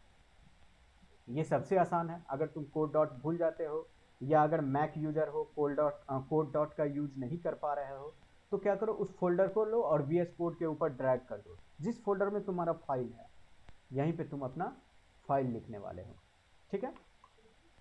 देखते हैं इधर कोड ब्लॉक इंस्टॉल हुआ कि नहीं, हो रहा है। सर कोड ब्लॉक और VS कोड दोनों एडिटर ही है क्या? देखो हाँ, कोड ब्लॉक ना एडिटेड ही है, ठीक है, लेकिन ये एक IDE भी है। IDE क्या होता है, इंटीग्रेटेड डेवलपमेंट एनवायरनमेंट जिसको बोलते हैं। IDE ना, इसमें बहुत कुछ होता है, इसमें तुम्हारा कोड एडिटिंग का भी फीचर होता है, कंपाइलर भी इंस्टॉल्ड होता है, मतलब इसी में होता है। IDE क्या करता है, अपने साथ बहुत कुछ पहले से देता है, कंपाइलर भी दे दिया, एडिटर भी दे दिया, और भी सॉफ्टवेयर बनाने के लिए बहुत सारा टूल्स का यूज जो होता है वो सब इसमें दे देता है। ये थोड़ा सा बहुत बड़ा चीज़ हो गया IDE। अगर आगे जाके ग्राफिकल सॉफ्टवेयर बनाओ, बटन वटन वाला सॉफ्टवेयर बनाओगे, तो इसका यूज करना, अभी यूज मत करना, अभी हम कहेंगे कि इसको अवॉइड करो। और ग्राफिकल भी बनाना है तो VS कोड में भी अब वो सारा चीज़ हो गया है। VS कोड इसलिए बोल रहे हैं ना, जैसे देखो कोड ब्लॉक बहुत स्लो है और इसके पास बहुत सारा फीचर्स नहीं है, ठीक है, बहुत सारा फीचर्स नहीं है जो VS कोड के पास है। VS कोड बहुत अच्छा है, VS कोड को ही यूज करना, ठीक है। हाँ, C और C++, रोहित कुमार, C और C++ दोनों का सिंटैक्स लगभग सेम होता है, ठीक है।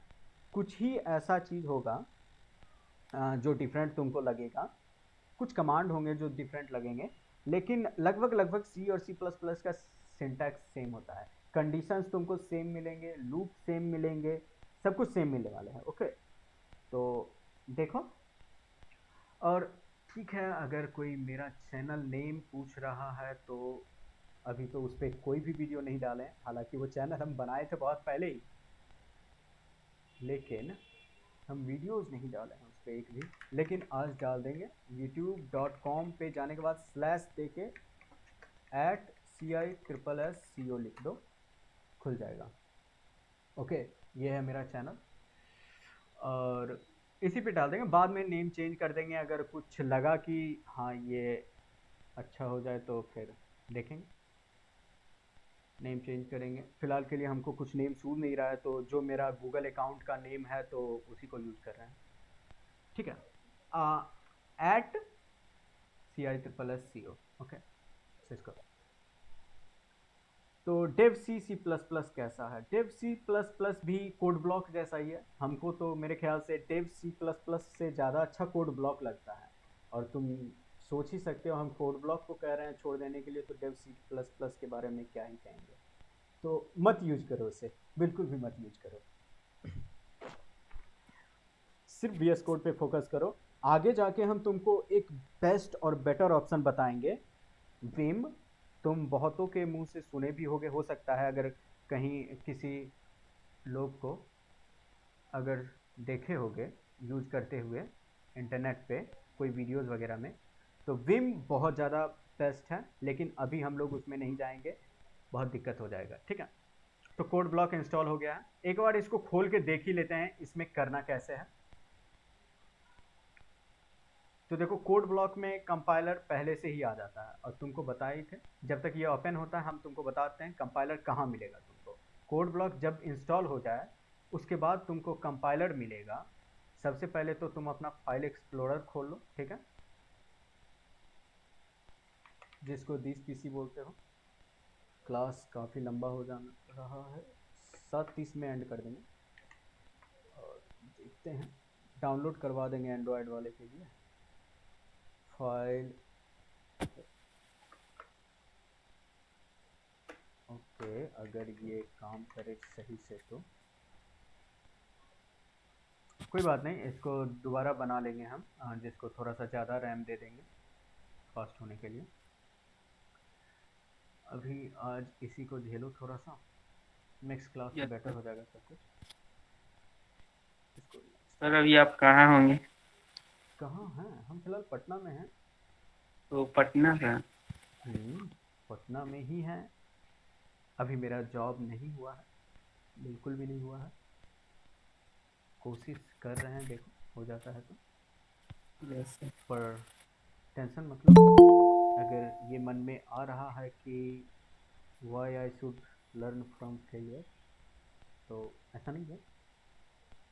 फेलियर से कम इतना तो ज़रूर सीखो कि फेल कैसे ना करें। Okay, yes. तो टेंशन काफ़ी अच्छा होने वाला है। हम भी सर पटने से। वाह, पटना में कहाँ पे? न्यू बस स्टैंड मत देना। बिल्कुल भी मत देना, होमवर्क चेक करने आ जाएंगे, बनाया कि नहीं। न्यू बस स्टैंड है वहीं पर सर, बैरिया, हम भी बगल में ही हैं। ये Yes. खुल जाए, नहीं खुल रहा है, कोई बात नहीं। और ये देखो खुल नहीं रहा है, इसी वजह से ये विंडो खुल भी गया है तो हमको यूज़ नहीं करने दे रहा। ऐसा करते हैं ना, इस विंडो को इसको लेके चले जाते हैं। और दरभंगा कॉलेज में सर। दरभंगा कॉलेज से? अच्छा ठीक है। कल तो MIT का ही ज़्यादा था स्टूडेंट, आज मेरे ख्याल से दरभंगा कॉलेज से भी बहुत सारा जुड़ा होगा। तो कौन कौन से कॉलेज हो तुम लोग, जरा एक बार लिखोगे क्या चैट में? लिखो तो। भागलपुर का भी है सर। भागलपुर का भी आ गया, वाह। सर हम MIT से ही है। हाँ, अधिकतर DC MIT, कुछ लोग भागलपुर से भी आए हैं। नाइस, जितने भी लोग आ जाएं काफ़ी अच्छा हो जाएगा। हम लोग क्या करेंगे, वैशाली से भी, गवर्नमेंट इंजीनियरिंग कॉलेज वैशाली, नाम सुने हैं इसका, DC दरभंगा, परफेक्ट। सो ये क्या है, code block is currently not the default application, इसको no, leave everything as it. Okay, इसको ओके करो, इस पे मत फोकस करो, ठीक है। कोड ब्लॉक बाद में ही हम तुमको करके दिखा देंगे, इतना स्लो चल रहा है ना कि ये टाइम खा रहा है इसे, ठीक है। तो हम तुमको बताते हैं कंपाइलर कहाँ मिलेगा तुमको। अगेन ठीक है, हम कल तो इंस्टॉल किए ही थे इस पे, तो इसमें ही दिखाते हैं। कंपाइलर तुमको मिलेगा सी में।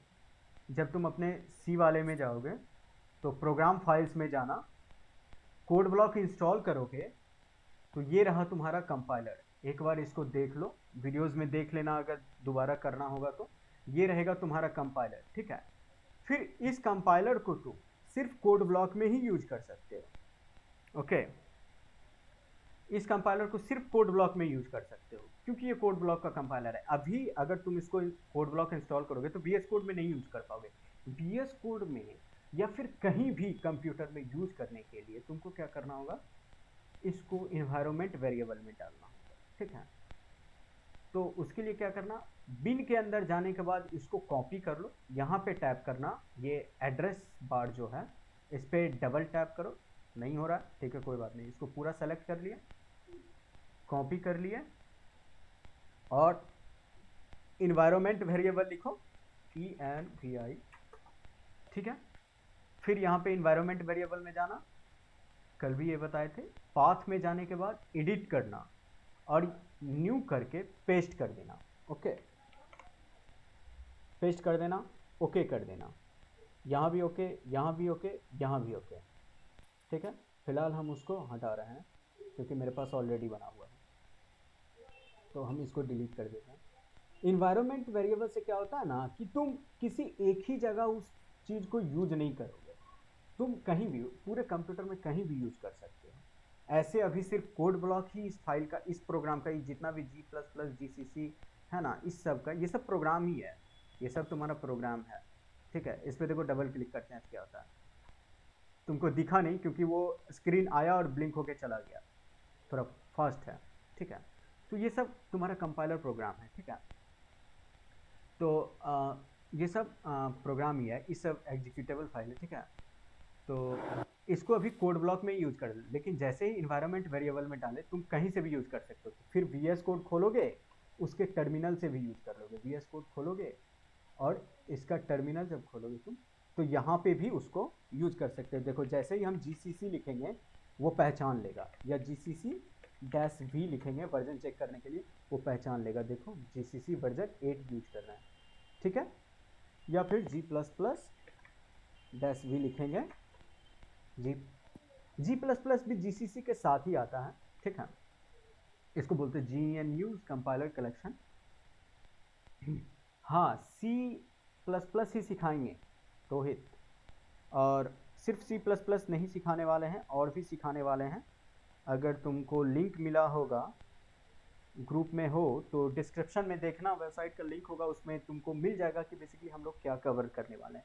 हम उसको टाइम टू टाइम अपडेट कर देंगे, अभी कुछ खास लिखे नहीं है उसमें, पर पूरा कंटेंट डाल देंगे कि क्या सीखने वाले हैं। तो देखो ये वर्जन है, ठीक है। तो इसको यहाँ भी हम VS कोड में रह के उसको यूज़ कर लिए, ठीक है। तो ये तुम्हारा सारा सेटअप हो जाएगा, और सेटअप होने के बाद अब स्टार्ट करते हैं सबसे बेसिक चीज़।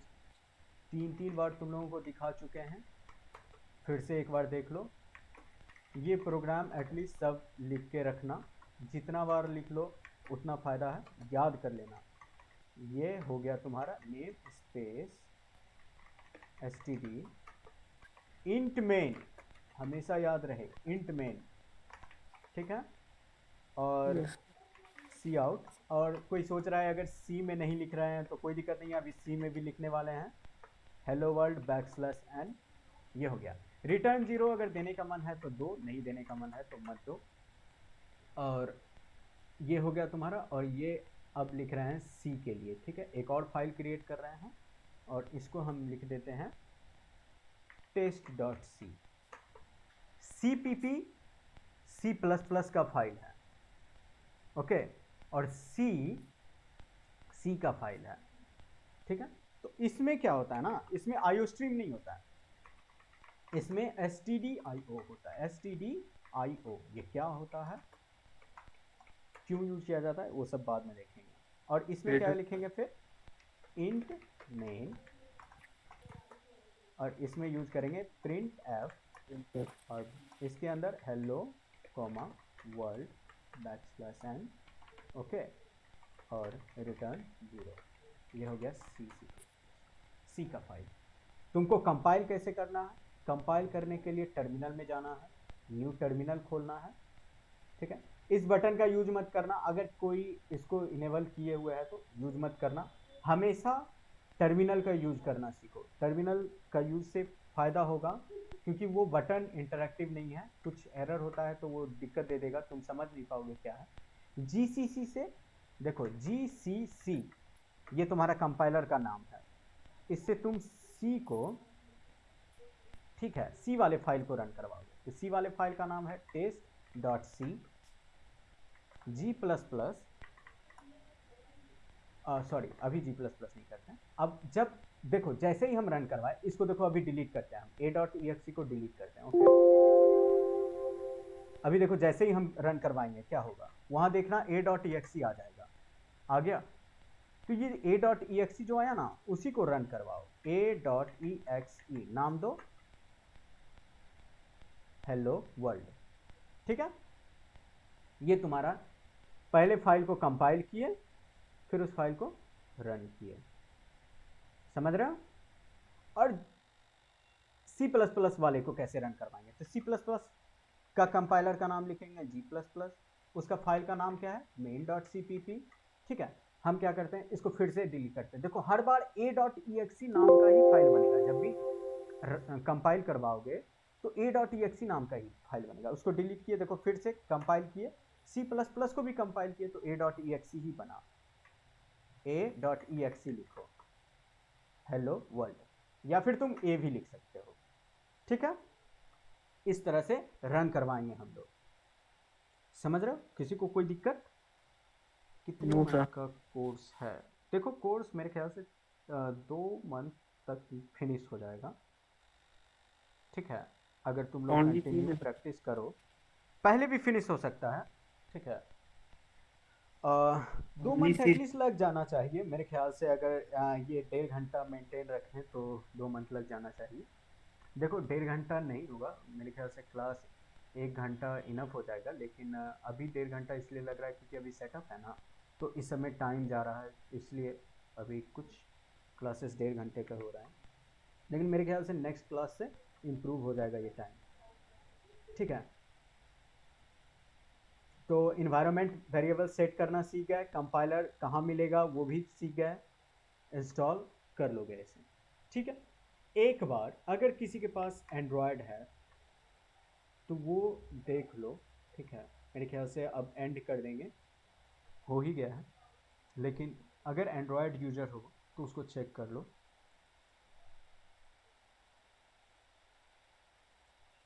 ठीक है।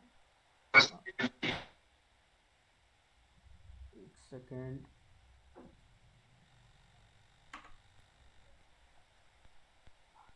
क्या हुआ, तो इसको क्लोज करके, क्योंकि अब जल्दी ही ख़त्म करना है। आज के लिए इतना ही रखेंगे, हेलो वर्ल्ड से ज़्यादा नहीं बताने वाले हैं क्योंकि बहुत ज़्यादा टाइम हो जाएगा और कॉन्टेस्ट का टाइम आने वाला है, तो उसको मिस नहीं करना है। फ़िलहाल के लिए हम क्या करते हैं, एक बार एंड्रॉयड के लिए डाउनलोड एटलीस्ट करवाते हैं ताकि वो लोग हेलो वर्ल्ड लिख लें, ठीक है। तो उतना करवाते हैं एंड्रॉयड के लिए, जिसमें मेरे ख्याल से 5 मिनट लगेंगे, ज़्यादा नहीं लगने वाला है। तुम लोग तब तक, जब तक वो ओपन होता है, तुम लोग अपना डाउट पूछ लो। कोई सवाल?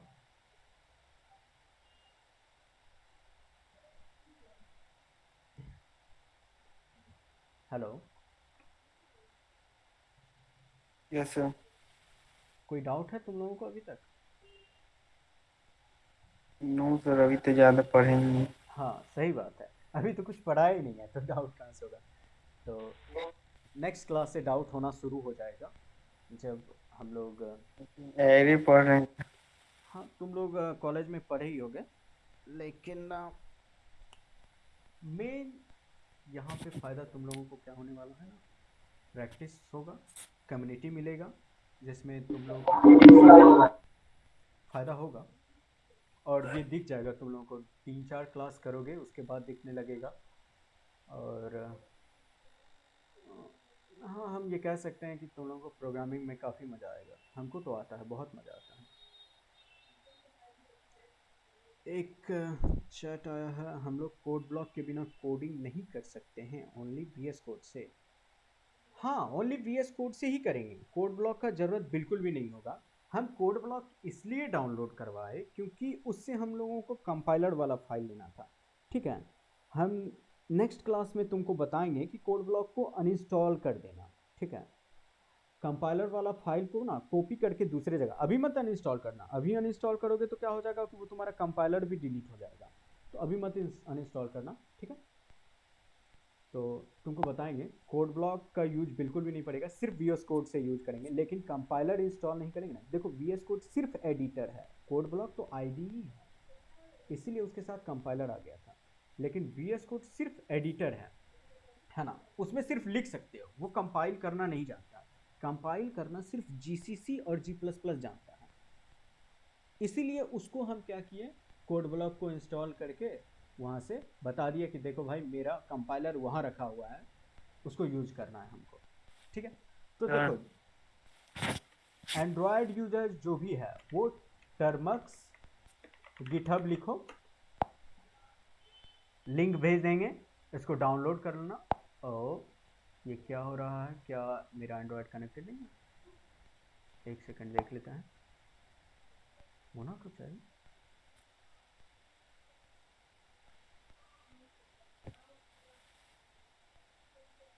रुको एक सेकंड। और सिस्को का कोई लिंक भेज दीजिए जिससे एग्जाम देके सर्टिफिकेट कुछ मिल सके। हाँ, सिस्को का सर्टिफिकेट मिलता है, कॉलेज में आता है। तुम लोगों का कॉलेज वाला जो होता है ना, वो वहाँ पे सिस्को का रहता है। तो हम तुमको उसका एक क्या नेट एकेडमी करके कुछ वेबसाइट है, वहाँ पे तुमको सिस्को का सर्टिफिकेट मिल जाएगा। मेरे ख्याल से अगर तुम मेरा सेशन कर लो ना, तो लिनक्स हम इतना तो ज़रूर बता देंगे कि तुम सिस्को का लिनक्स आराम से क्वालिफाई कर लो, इतना तो अच्छे से पढ़ा देंगे। ठीक है, दुआ करना वो बस एग्ज़ाम जल्दी ना ले ले ऑब्वियसली, लेकिन अच्छा रहेगा। ठीक है, वाईफाई ऑन कर लेते हैं। सॉरी, वाईफाई ऑन नहीं था तभी तो। टाइम जा रहा है और हम लोग कुछ कर नहीं पा रहे हैं। ऑन भी हुआ कि नहीं, ये नहीं हुआ। टर्निंग ऑन, चलो कम से कम एंड्रॉयड विंडोज़ से तो फास्ट चल रहा है। अब लग रहा है अब नहीं चल रहा। इससे पहले टेस्ट किए थे हम, काफ़ी अच्छा चल रहा था। लाइव स्ट्रीम में आने के बाद ही क्रैश करना था। नीरज गुप्ता, थैंक यू नीरज भाई। अब तक में तो ये एंड ही हो जाता, पर अब आप आ गए हैं तो एंड थोड़ा लेट से करेंगे, 5 मिनट बाद, लेकिन करेंगे ज़रूर है।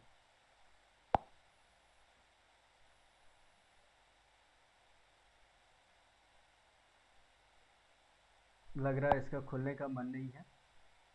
ओके,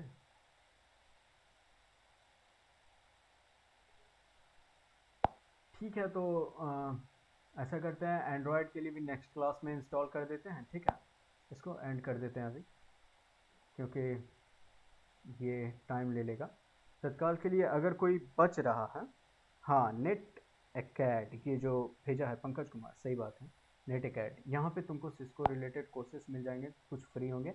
और जानते हो, अगर इफ़ इन केस तुम लोगों को फ्री में कोर्सेज नहीं मिल रहा है ना, तो हम कहेंगे कि अपने कॉलेज वाले को परेशान कर दो, उनको बोलो कि सर कुछ कीजिए, हमको सिस्को का सर्टिफिकेट चाहिए।